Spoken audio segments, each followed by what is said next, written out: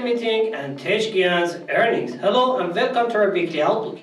We are welcoming the new week. While last week most stocks closed at their historical highs. And more interestingly, in the week ahead, we have both Federal Reserve interest rate decisions and Teshkian's earning reports all together. Besides these massive events, we have a heavily economic data. It will be a crazy week. Let's take a quick look at the most important events of the week ahead. Number 1. Teshkian's in the spotlight.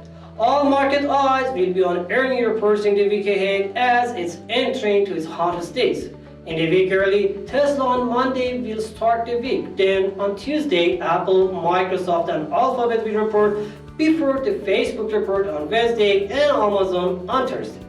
Of course, we have many other market elders like Visa Card, General Motors, McDonald's and Boeing as well that we need to observe them. Number 2. German IFO business confidence.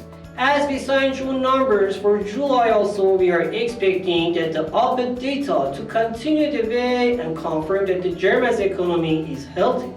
With the faster spreading of Delta variant of COVID-19 and the latest worries about the economic recovery path, and while in June the German IFO business activities hit the 2 years high level, now there are some worries, and these worries telling us that the manufacturing activities can still be positive, but service sector can be under pressure. These data are expected to support the current pools of German stocks. Number 3. FOMC interest rate decision and its press conference. Federal Reserve will finish its 2 days meeting on Wednesday. Given the weakness in the recent released economic data, and many analysts predict that the Federal Reserve will have a clear path before its annual conference in Jackson Hole in Wyoming, we do not expect any change in its policy, rates, and asset purchasing amount in this meeting. If so, the current bull market will continue its way, but with more caution. Last week, Nasdaq and S&P 500 both printed the new records, and still the trend is getting enough support to continue its path.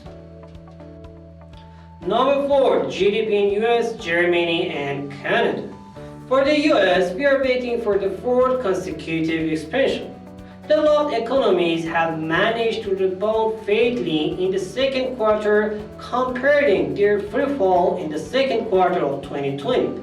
Still, for the Germany and Canada, it must be the first quarter in the past year to see the positive GDP numbers, primarily thanks to the manufacturing sector and increasing personal consumption. These positive data are supposed to help the energy market once more, especially after last week's decline.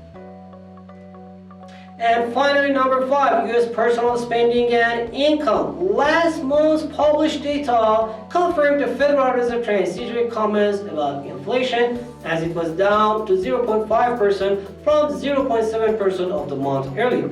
This week, the FOMC's preferred measure of the state of price inflation will be watched closely, especially with the increase in retail sales numbers in June. We are waiting to see the growth in personal spending numbers as well. However, as increase in retail sales has been patchy, the increase in personal income and spending also does not seem to be seeing much growth. Given these data and estimates, US dollar index pools will be limited around these levels as the market cannot count too much on Federal Reserve earlier hawkish plans. Thanks for being with us and hope you're having an amazing week ahead.